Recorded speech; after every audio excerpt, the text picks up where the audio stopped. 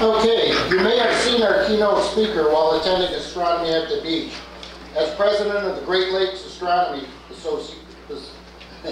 at the Great Lakes Astronomy Association of Astronomy Clubs, until stepping down this year, she has led GLAC in keeping Astronomy at the Beach the model for public outreach events worldwide, as noted in Sky and Telescope and Astronomy magazine.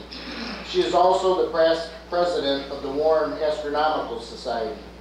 She likes globular observing clusters, and she also likes traveling around to pay tribute to big planes, big rockets, and big telescopes, often in the company of her favorite observing partner, Jonathan Cade. Tonight, in her keynote presentation titled The Soviet Moon Program, she will tell tales of decades-old grudges, tragic accidents, space tortoises, and secrecy on 12/27/1968, the day the USSR lost the moon race. Ladies and gentlemen, let's give a warm welcome to Diane Hall. Thanks, everybody. Is there any way we can dim the lights a bit? Anybody what? The one you're right inside, dim the light. Run the slides up. All right. Okay, so.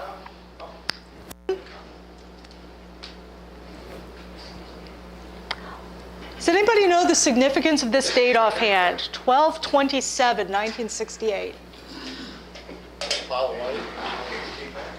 Exactly. So, December 28th, everybody involved in the Soviet space program was told to stand down. They had been working at a breakneck pace, and they were finally told, okay, everybody, ladies, gents, you can go, rather comrades, you can take a break. Go home. Why? Well, 3 US astronauts had just been to the moon, orbited it, seen the far side of it, and come home safely.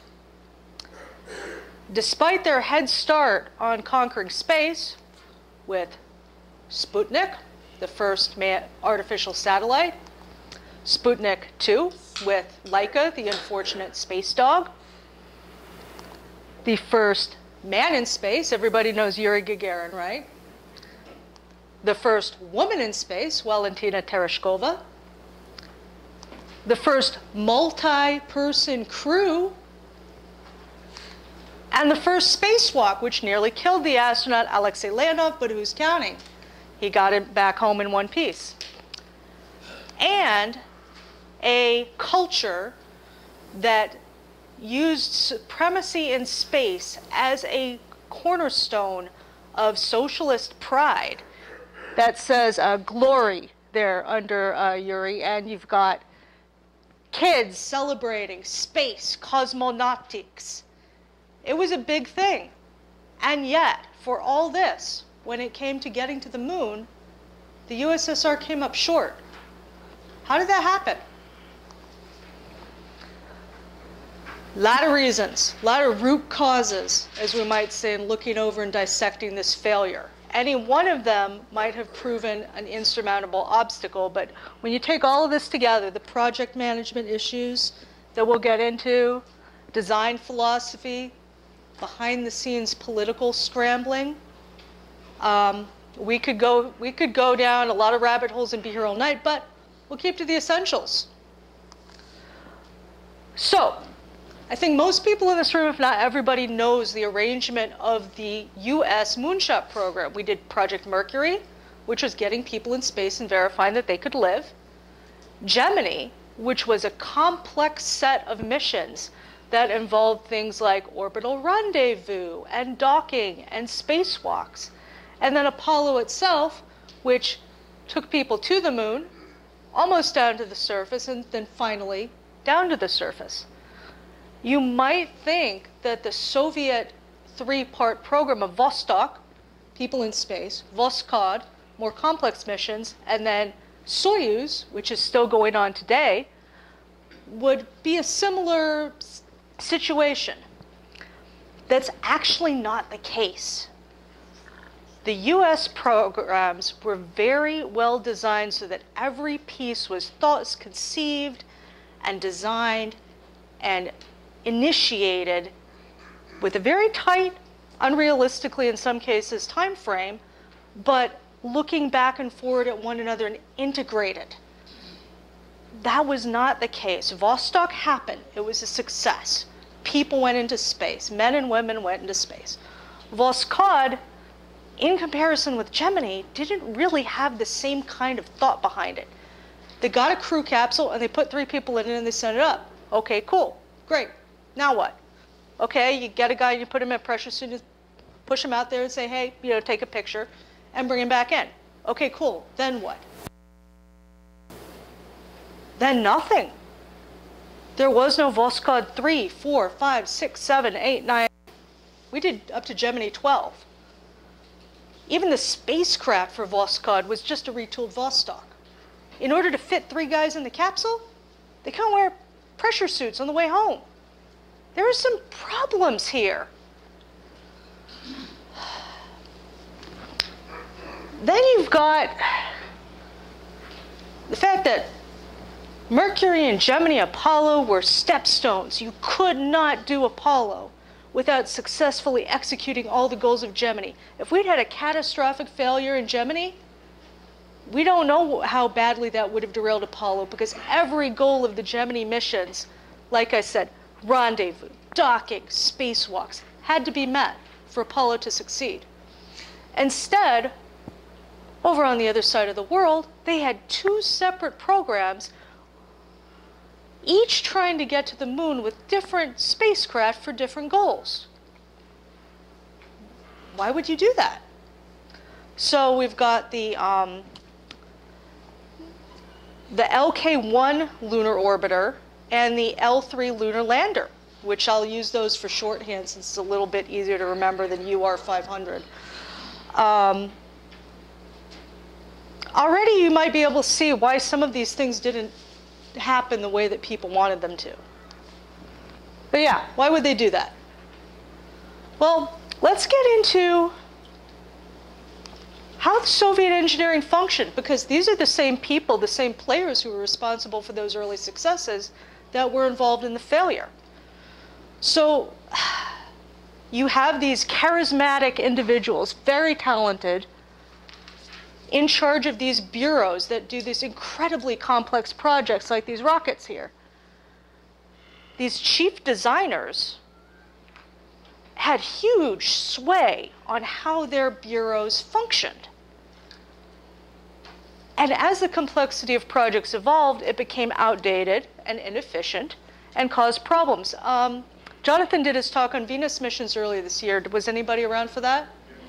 Yeah, he mentioned at one point an unsuccessful project actually being taken away from one guy that we'll talk about in this and handed over to a different bureau that was able to make it a success. Some of these people just had too much on their plate. Who were these guys? All right, so I think we've got the red line. So this guy, Sergei Korolev. He's the one that Jonathan mentioned in his talk, where he was the guy whose Venus rockets kept blowing up, so his project got handed over to somebody else. He's actually more or less our hero. Then there's Chelomei, Vladimir Chelomei, and Valentin Glushko. They look like friendly guys, right?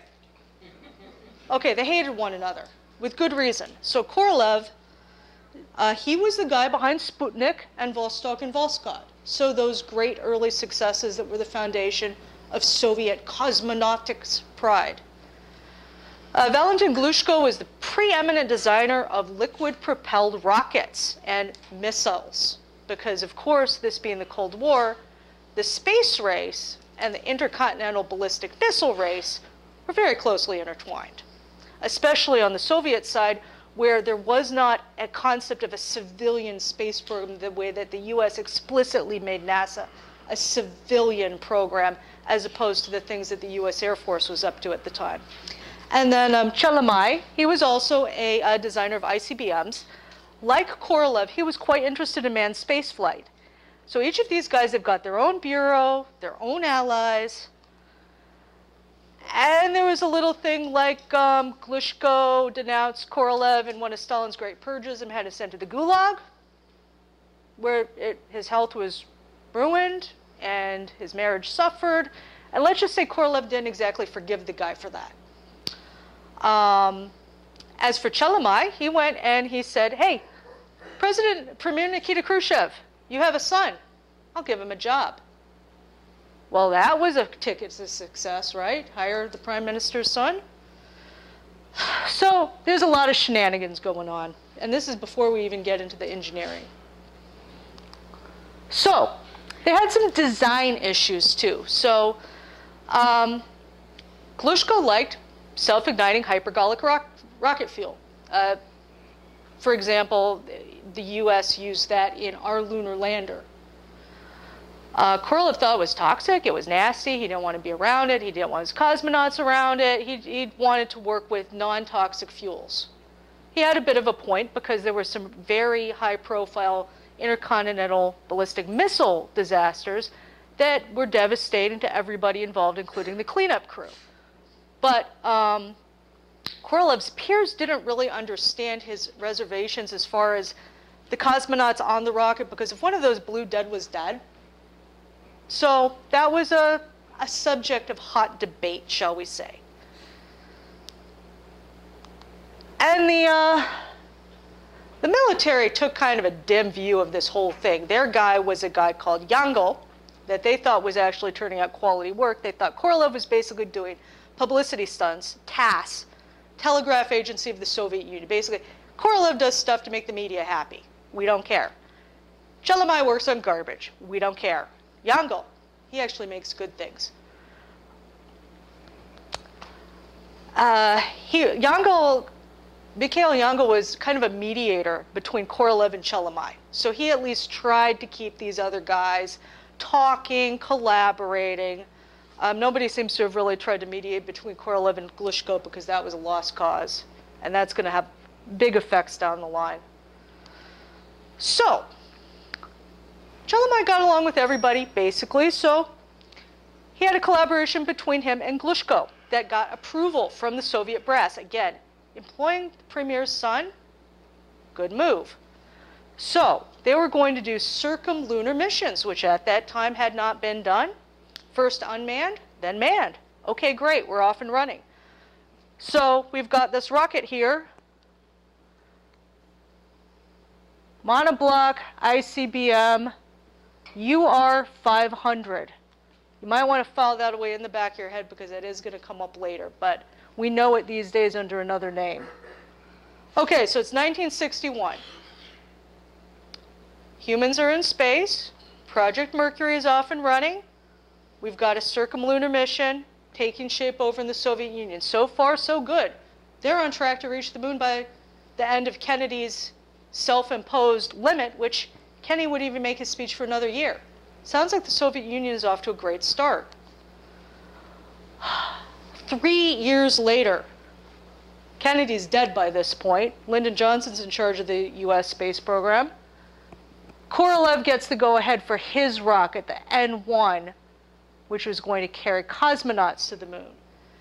Now, you might say, okay, so this other guy's gotten approval, so we're going to discontinue this other project, right? No, they kept going, allocating 2 different teams, 2 different resources, et cetera, et cetera. Well, Glushko wasn't too happy about this project of Korolev's. He said, I'm not going to support you. Korolev said, well, I don't want you working on my stuff anyway, so he engaged a different engine designer who specialized in jet engines, not rocket engines. The same thing, right? So here's our game plan. Looks good on paper. We're going to do unmanned circumlunar flights. We're going to call them Zond. Zond just means like probe. Then we're going to Zond, probe. It's a very, very generic name. Yeah, no poetry involved. It's probe. There are actually other missions given the name Zond. So looking up the history of Zond is a little complicated. This particular Zond was going to go to the moon and circle it.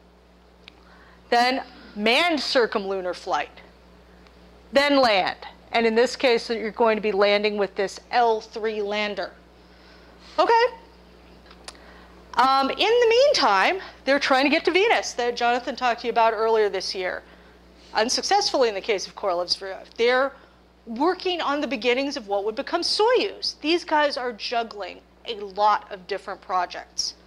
And Korolev was involved in most of them.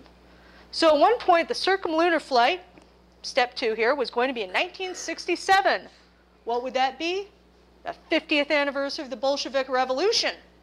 Again, very political, very patriotic. A stunt. But they were serious about going to the moon. So here are a lot of lunar lander designs. They thought about doing an Earth orbit rendezvous, which is how the US got to the moon. Take the pieces up in the rocket, assemble them in orbit around the Earth, off to the moon. And a direct descent model where you take a bigger rocket and you put everything in there and boom, you just go straight there. Having the entire lunar package get up in one rocket sounded best to Korolev's superiors. That is not what the US did. We rejected that idea. That might have been one of the many, many factors that prevented this from being a success, but in the greater scheme of things, not the biggest one. So here's a comparison of our familiar, beloved Grumman Lunar Modular, the LEM, compared with the lunar excursion vehicle designed by Yangel, the peacemaker of the chief designers. So here's our guy to scale. So, looks plausible, right? This ended up flying 3 flawless, automated, no crew, test flights. It worked. Unfortunately, these flawless test flights were in 1970 and 71. Okay. So here's the other lander, the L3. Whoops. Again, you can see, here's our little guy here. Here's the size. Here's a scale model of what the good old familiar Apollo CSM and LEM would be compared with the L3 package. Okay, so again, they were serious about this. The cosmonauts received helicopter training to prepare them for flying the lunar lander. We over here invented an entirely new piece of equipment, aka the flying bedstead, to prepare people for landing a craft that literally could not fly in an Earth atmosphere in 1/6 gravity. Let's just say their training was spotty compared with what the US astronauts were receiving. And, well, the fact was, they handled their cosmonaut corps a bit differently. If you hadn't already been up, you were a non-entity. Your name wasn't even released to the world. You didn't exist until you had flown and come back safely. Once you did, you were on the PR junket. So instead of people going out and spending a year, a few months doing the press rotation and then getting right back into training, they're out there glad-handing through the whole, well, empire, basically. That's a lot of ground to cover. That's a lot of distractions. But if you do want your very own Soviet lunar lander to play with, I think this one is really cute. They are available in model kit in 1:1/48 scale. Mike O'Dowd of the Warren Astronomical Society, who sets me up with a lot of cool toys, sent me a picture of this one. So I think it's pretty cute. Cute is all it would get. Now, Zond. Who's heard of Zond? Exactly. You haven't heard of it. But it was a great success. The lunar Zond missions used that UR-500 rocket that we showed you a few slides back, otherwise known as the proton rocket. Who's heard of a proton rocket? Yeah. So that's developed by Chelomei's bureau. It could head straight to the moon and come back on a free return trajectory. So here we are. 1968, they've got a Zond, Zond 5. Zond 5, 1968, sounds like somebody's on track to go to the moon. Well, they sent life forms to tortoises, Russian steppe tortoises, and seeds, and worms. Flew in a modified Soyuz capsule on September 14th, 1968, and became the first life forms to circle the moon.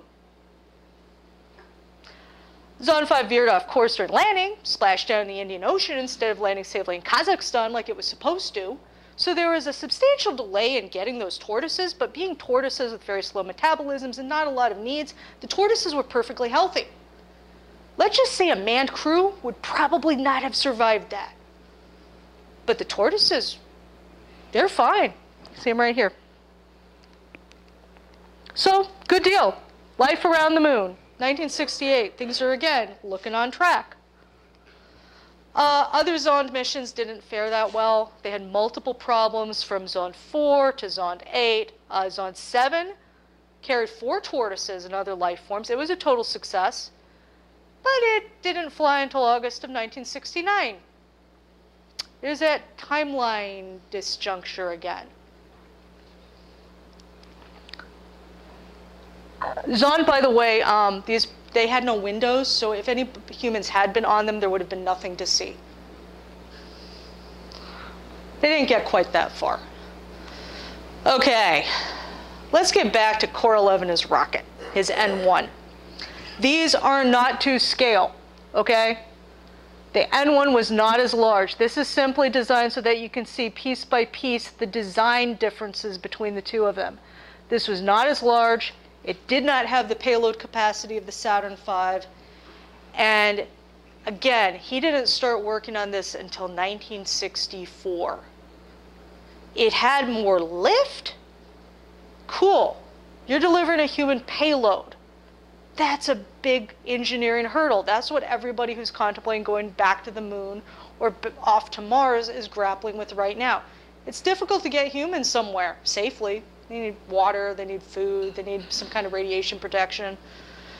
So the adjustments made to increase the payload capacity from what could have been a very successful unmanned rocket to a successful manned rocket might have kind of compromised things.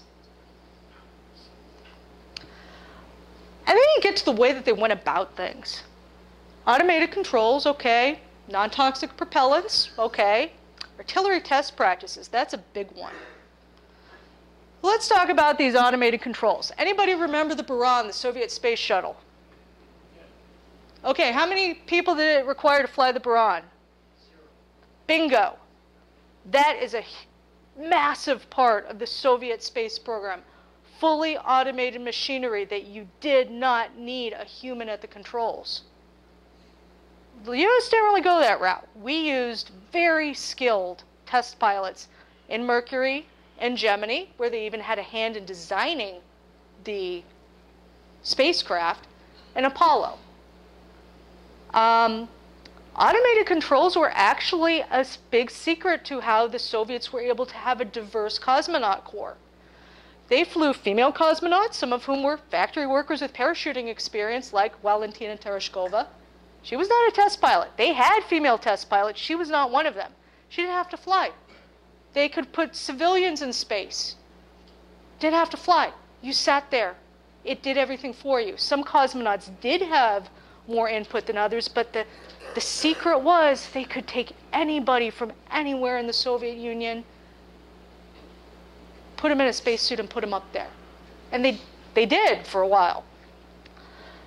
Cosmonaut candidates needed the parachuting skills because that was how the Vostok astronauts actually got home. The craft didn't land with them inside. They had to bail out and parachute, which is why some people say that technically Yuri Gagarin wasn't the first guy in space because he didn't land in the spacecraft. Whatever. They needed sound health. Okay, makes sense, right? And it was preferred that they had sound ideology. There was one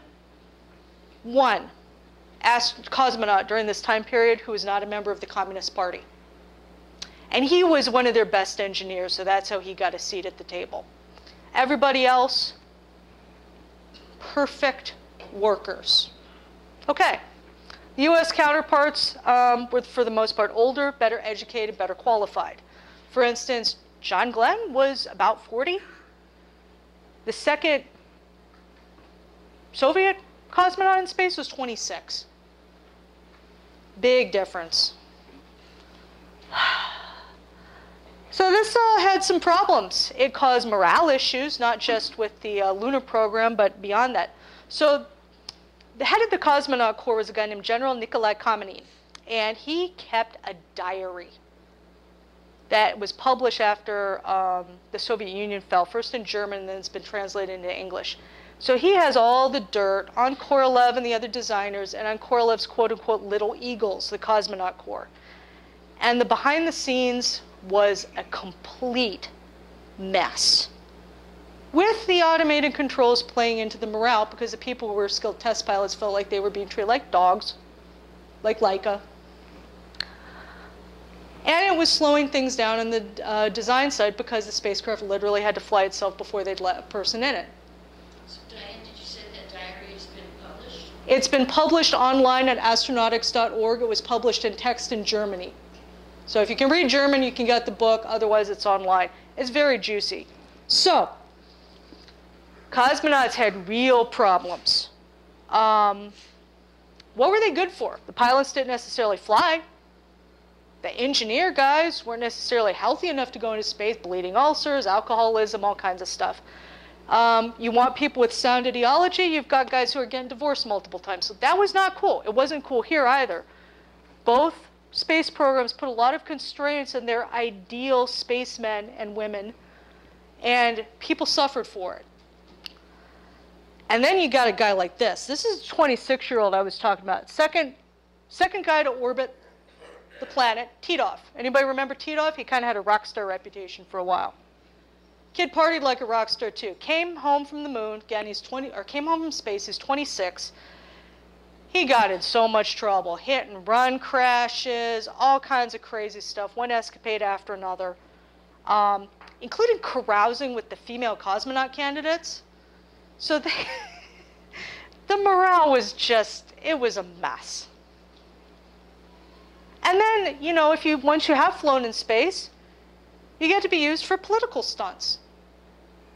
Even the patriotic members of the cosmonaut corps, they didn't necessarily like it any more than our very patriotic American astronauts enjoyed the PR end of it.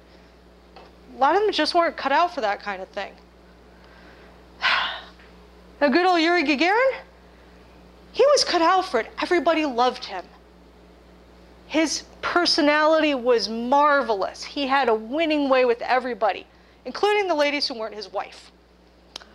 So he's off on one of these business trips, and his wife catches him, and he ends up doing a face plant off a balcony. People thought he was dead when he hit the ground.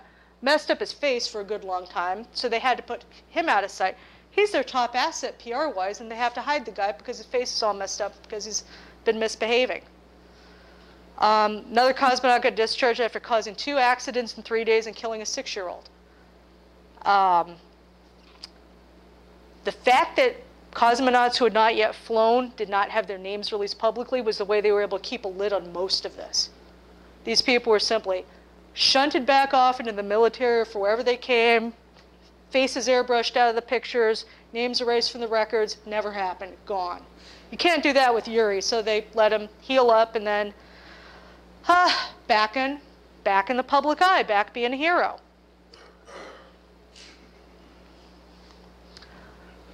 Okay, everybody heard Twinkies are made out of rocket fuel, right? No, they're not made out of rocket fuel. That was something I heard growing up as a kid, eating Twinkies.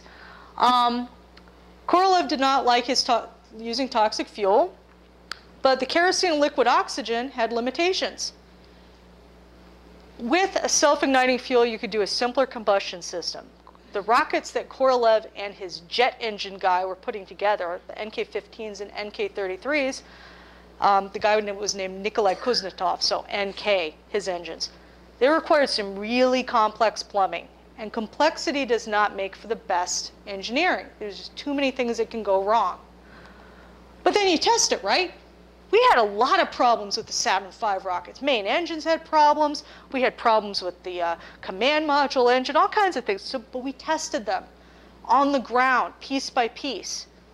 That was a big flaw in the Venus missions that Jonathan talked about. Korolev's bureau wasn't doing that. You assemble the rocket, you ignite the rocket, and then, oh, sorry, you don't have a rocket anymore. You have pieces.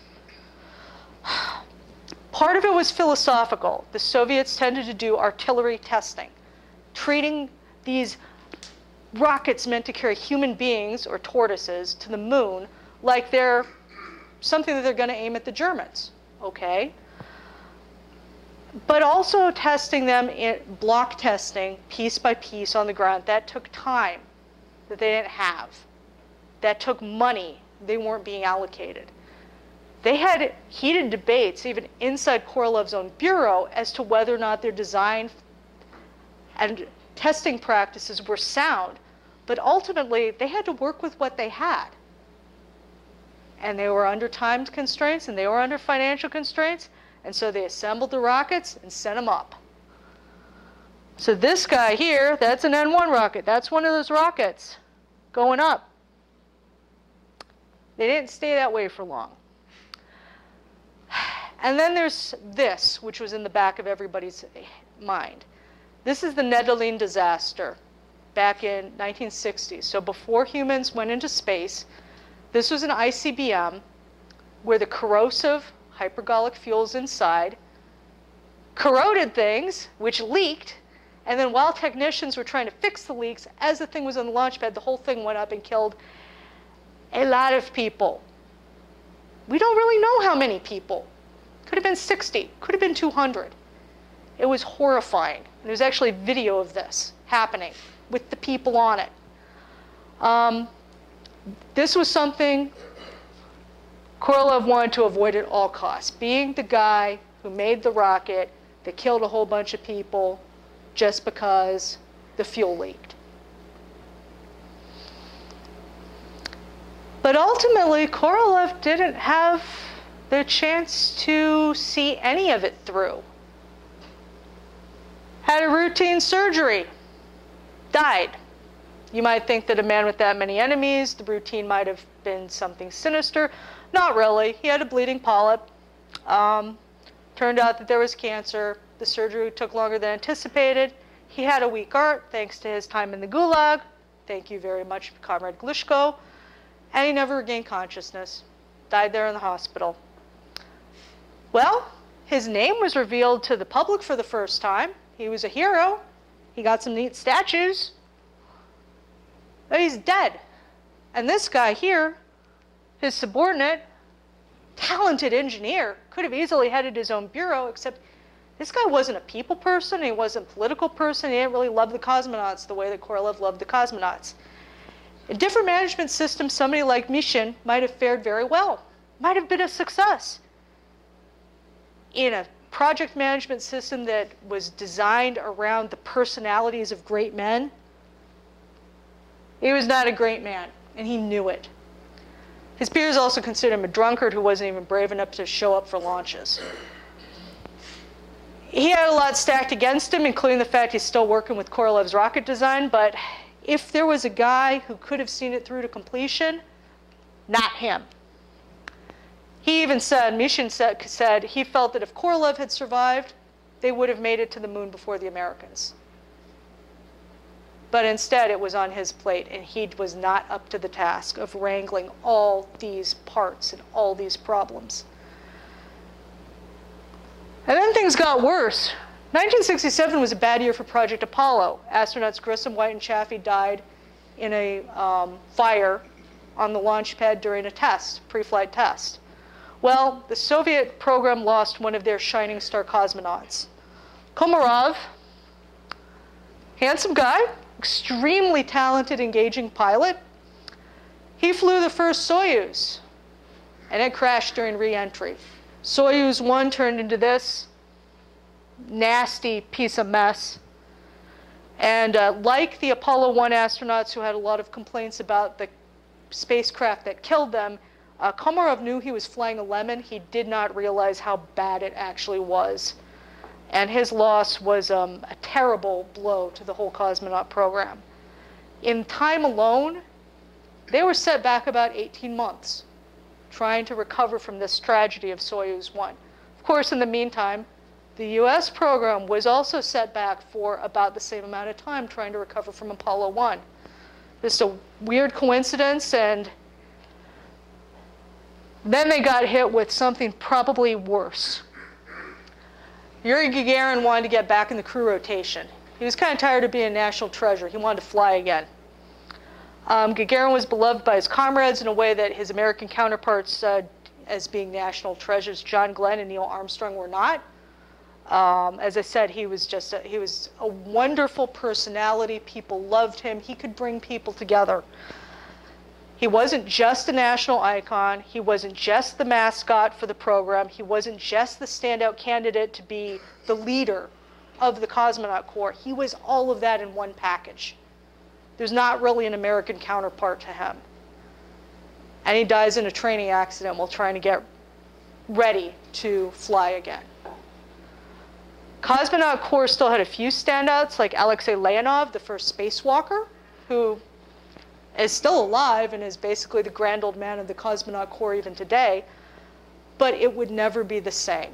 So you've got Soyuz 1, that's bad. Korolev's death, that's bad. Gagarin's death, that's bad. All three together, that's not something that they were able to recover from a human angle. And so to cap off what was already a terrible year of 1968,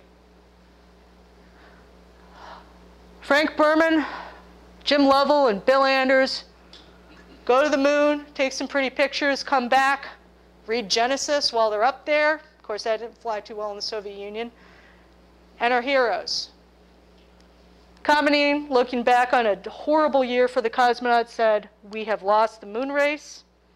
We have lost Gagarin. My only consolation is family." At this point, they knew it really didn't matter. What they did with their rockets, what they did with their lunar lander, didn't matter. Korolev's rockets, Chelomei's rockets. The Americans were almost there. So it's 1969. They know the Americans have Apollo 10 and Apollo 11 queued up. This is Apollo 10's LEM, 40,000 feet above the surface of the moon. At this point, I'm not saying that Kamenev and his cosmonauts were praying for Apollo 10 to blow up, but they knew that that was the only thing that would allow them to get to the moon first, was a catastrophe with Apollo 10. And Apollo 10 went off without a big hitch. And even if something had gone wrong, say the LEM couldn't redock with the Apollo 10 command module and John Young came home by himself, something like that, they knew it would still take them 2 to 3 years to catch up. Well, they still had a rocket. They were going to try.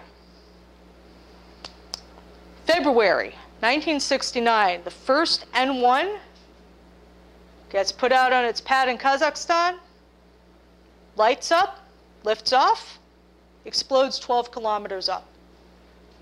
The whole thing.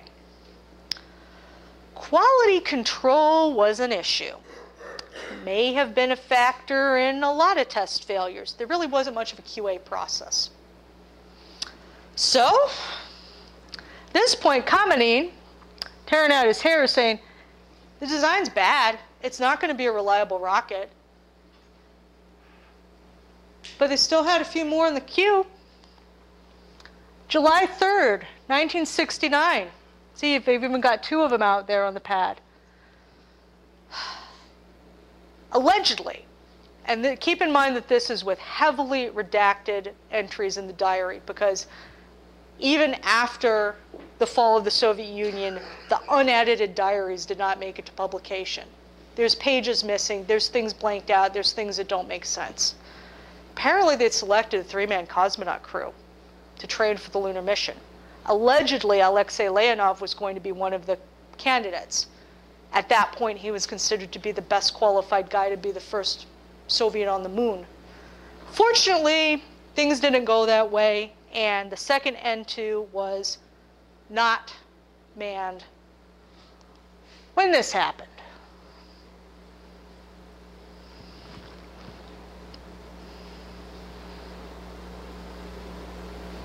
Big rocket. Not as big as Saturn V, but that's a big rocket. There's your nice engines.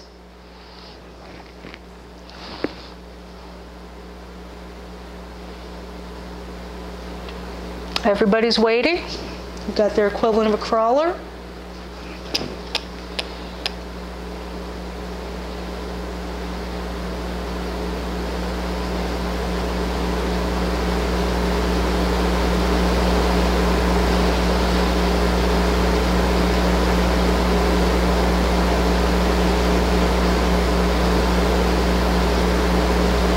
That's not good. That's really not good. I believe that's the 5th largest explosion in recorded history. Man-made, not kind of like Krakatoa or something like that. Yeah. So that one didn't fly either. That actually devastated the launch pad. American spy satellites took pictures. We knew something really bad had gone down over there in the Cosmodrome. So, Mishin ended up losing his job to Glushko in 1972 after the 4th and final N1 launch also failed. Kamenin was already gone. He lost his job when 3 cosmonauts died in Soyuz 11. The vehicle depressurized on the descent. They weren't wearing spacesuits. Remember, the way you could fit 3 guys in a spaceship is no spacesuits? Yeah, they suffocated. So, at that point, it was pretty much a clean sweep. Glushko, he won. Effectively, he didn't get to the moon. Soyuz wasn't, the N1 rockets never carried people. The Soyuz program was going simultaneously and it suffered multiple fatalities. Glushko was a vindictive guy. Everything to do with the N1 was dismantled. Fragments were turned into playground equipment, band shells. The latticework fins were handed out to people to be used as ornamental metalwork. It's crazy. You can still see them today if you go to the town by the Cosmodrome. There are fragments of these N1 rockets being used as decorations. Artist Nick Stevens actually did a kind of a photo tour that's published in a very neat book. He's got a few of them online, but he's got a nice coffee table book where he's got these fragments of the N1 program archived. Stevens is actually quite a neat resource because he's got some really cool artwork visualizing these rockets that never flew. So we told you about what happened with Korolev's side of the program. Remember Chelomei and his proton rocket? What was he doing in the meantime? Well, after the second N1 blew up and destroyed the launch pad, Chelomei said, hey, can you just cancel this thing and use my rocket instead? I promise it's not going to do that. He designed a monster.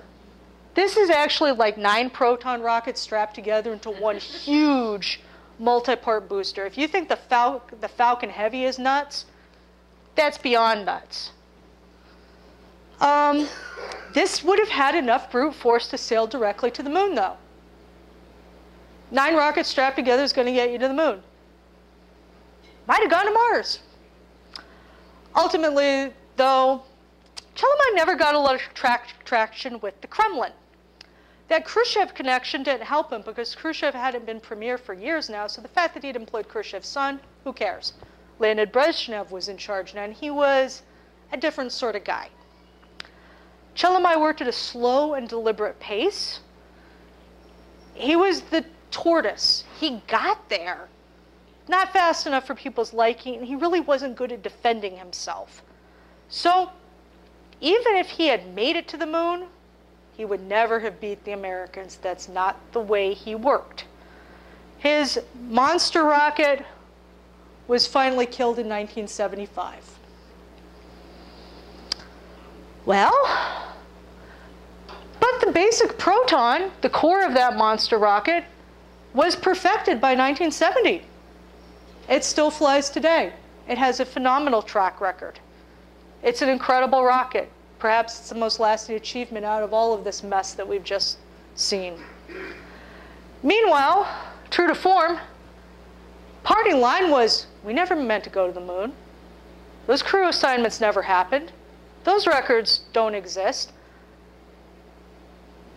They did have as official policy, the Soviet Union, they never announced the mission goals until the mission was successful, so they could never say that they failed in their mission goals.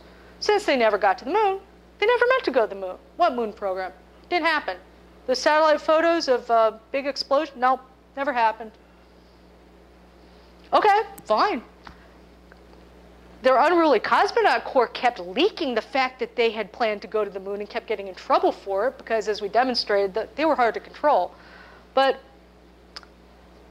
Ultimately, if not for records like this, which is one of Mishin's journal pages talking about the crew options.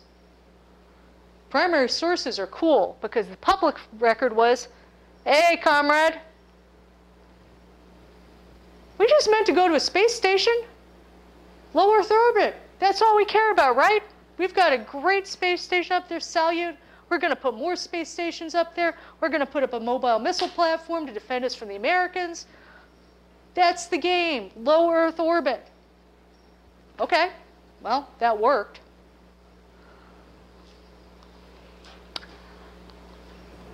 And then there were those engines. They survived. Glushko tore up the rockets, but people hid the engines. So the NK-15 rocket engines are still made by the SP Korolev Rocket Bureau, aka Energia, that currently manufactures RD-180 engines for Atlas V rockets under contract to Launch Alliance. And right now, the Launch Alliance is looking at a replacement designed by Blue Origins, the private American company, which is using liquid oxygen methane fuel in a weird continuity of Korolev's goal of non-toxic spaceflight engines. The NK-33s had an even weirder history. So they were hidden off in the woods. The forest of engines was hidden from Glushko, survived for decades, and then after the fall of the Soviet Union in 1991, they were unveiled. The original engines have since been used on Soyuz rockets and on Orbital Sciences' Antares spacecraft.